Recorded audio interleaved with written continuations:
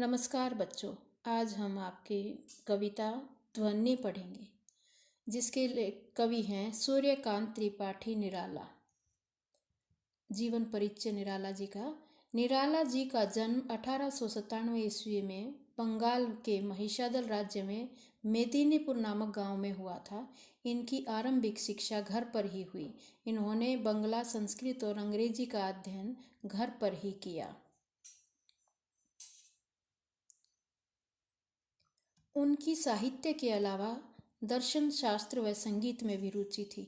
अपने निराले व्यक्तित्व के कारण ये हिंदी साहित्य जगत में निराला उपनाम से प्रसिद्ध हुए।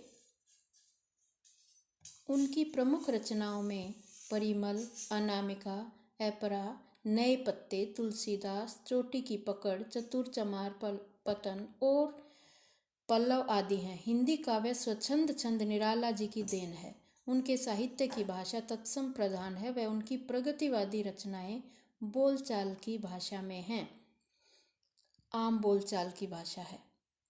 कवि कहता है कि, इस कविता का सार देखिए, कवि कहता है कि अभी उसका अंत नहीं होने वाला है। आलोचक कह रहे थे कि अब निराला के कवि जीवन का अंत होने वाला है। कवि ने कविता के माध्यम से करारा जवाब दिया है उन्हें। कवि कहता है कि अभी तो उसके कवि जीवन का आरंभ ही हुआ है। उसके जीवन में वसंत की बहार आई है। निद्रा मग्न युवा पीढ़ी को आशा का संदेश देकर जागृत करेगा। एक एक फूल अर्थात हर युवक से आलस्य को दूर भगा देगा।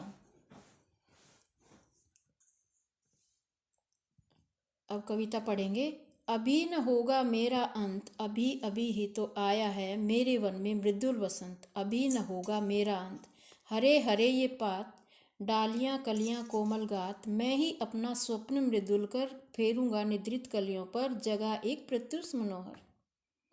प्रसंग। प्रस्तुत पंक्तियां सूर्यकांत त्रिपाठी निराला द्वारा रचित कविता ध्वनि से ली गई हैं। इसमें कवि अपने कवि जीवन के उत्कर्ष का वर्णन करता है। व्याख्या देखिए। कवि अपने आलोचकों को जवाब देते हुए कहते हैं कि अभी तो मेरे कवि जीवन का अंत नहीं होने वाला है। अभी अभी तो मेरे जीवन में वसंत की बहार आई है।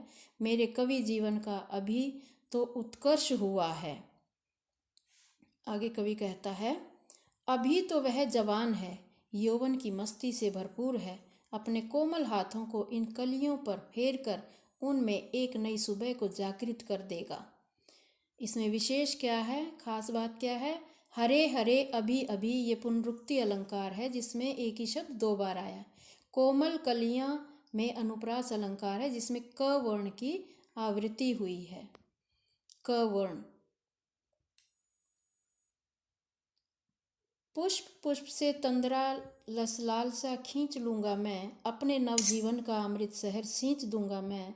द्वार दिखा दूंगा फिर उनको, है मेरे जीवन वे जहाँ अनंत।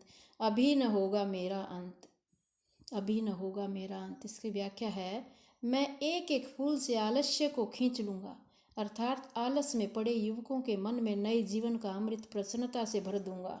जैसे वसंत के आने से लोगों के जीवन में भी एक नई उमंग का संचार होता है, युवक के मन में निराशा की भावना को दूर कर उनको अमृता का द्वार दिखा देगा। अभी अभी तो वसंत का आगमन हुआ है, अभी उसका अंत नहीं होने वाला है। इसमें विशेष है, पुष्प पुष्प में पुनरुक्ति अलंकार, पुष्प पुष्प दो बार आया है। खड़ी बोली का प्रयोग किया गया है। सहर्ष सींच में अनुप्रास अलंकार है। सहर्ष सींच दोनों सवर्ण की आवृत्ति है। अब ये शब्दार्थ अपनी कॉपी में लिखेंगे और इन्हें याद करेंगे।